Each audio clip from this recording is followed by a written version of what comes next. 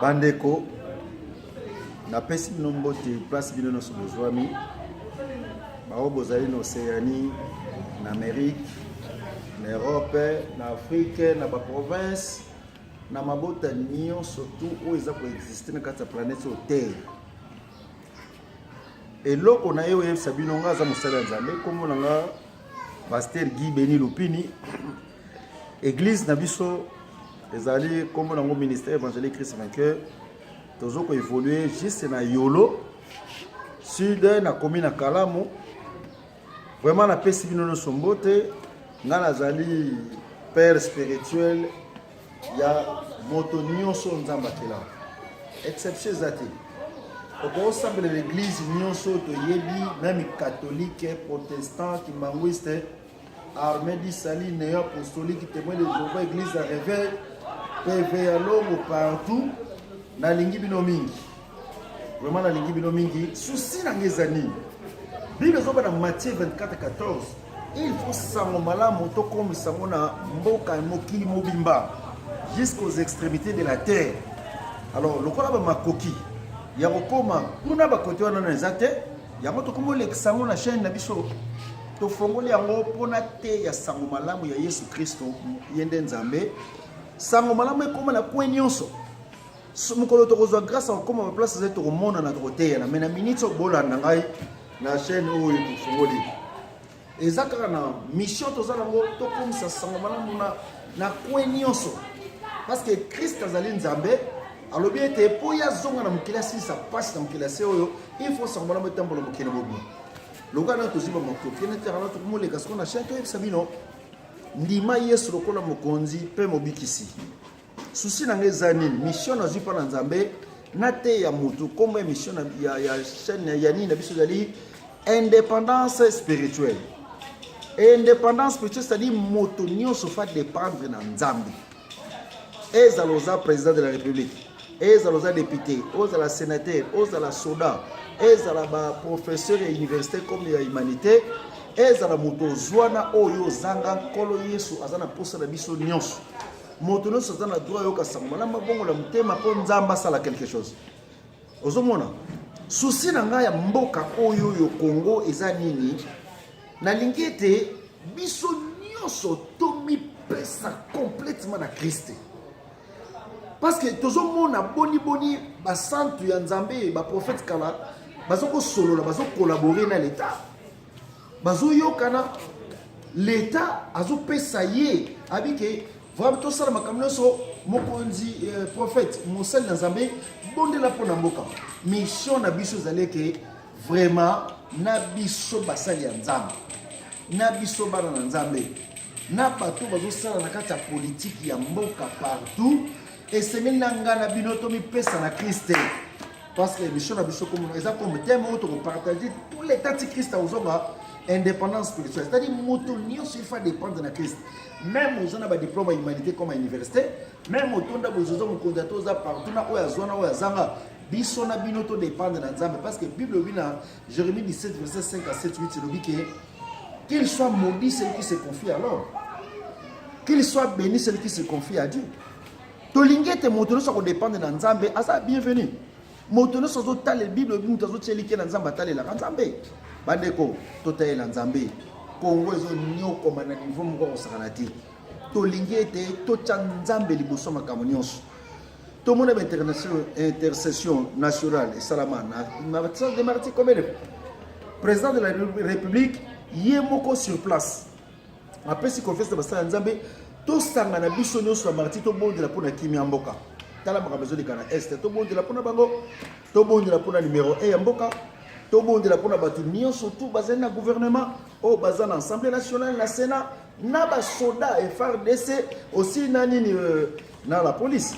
ba professeur nyonso bazana humanité comme à université ba cadre nyonso bazo diriger mboka vraiment na lingi bino mingi nzamba pesa bino mayele to sangana ngande na zaboye ngala linazo mboko na charge pona bonde la kakaka lo sambo na ngezaleke o no sokonuka kwa approcher to kangana poto lela nzambe pona mboko to utaka on a 2 Chroniques chapitre 7 verset 14 à 18 Bible zobake moto na nzambe libota na nzambe il faut to le soki bo mikitisi pa na nzambe bo leli bo bondeli bo lukelo nga nzambe bo mikitisi bo tiki makambo na bino mabe vraiment nzambe akoyokela biso mawa ezala mabe yango tosala eleki ebele nzambe akolingisa mpe akokangola biso bandeko tosangana ko baeglise tosangana bana nzambe tosangana tolela nzambe biso nyonso ensemble tala ndenge bino ozobana mokanda nzambe elobi ke mokolo moko nini jonas akenda mboka nini atei bango sangola nzambe alinga boma mboka mpona kanda atayebiki soki ezalaki problème nini babiki peut-être etamboleli ezalaki malamu te mais tokamwe tomoni ke ntango roi numéro 1 ya mboka numéro 1 alors numéro 1 alongoli elamba bokonzi alati saki ya pakoli pour droit vai na se bagene baprier bible binisa baretiraki kanda na ye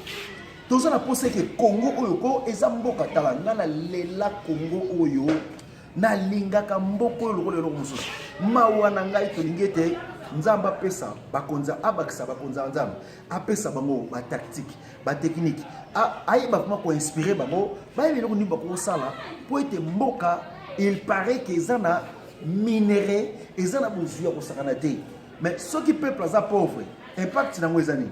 yango tolingi ete na basali ya nzambe na bakonza mboka tozala mpenza bomoko ngai natandi maboko naza na posa bakonzi ya mboka boyoka mpe baconseil na biso bato toza na posa ete totya pena mabolongo na se tobondela nzambe pena mpo akangola mboka oyo bato bazolela papa bato bazolela bato bazosala lokwa bazosala te nayebi ke tokopesa foti na motu moko te eza question ya kolela nzambe solution ya mboka ekozwama bakonzi ya mboka nalingi bino mingi nalingi bato congolais nyonso nalingi baafricain nyonso nalingi bato nyonso baza partout naza père spirituel na bino so oza na problème bebenganga tosolola nazali solution ya makambo nyonso eza jésus donc nalingi bino tro ndenge naza wana milobeli naza wana mpona kobondela mpona mboka nalobi mpena naza prêt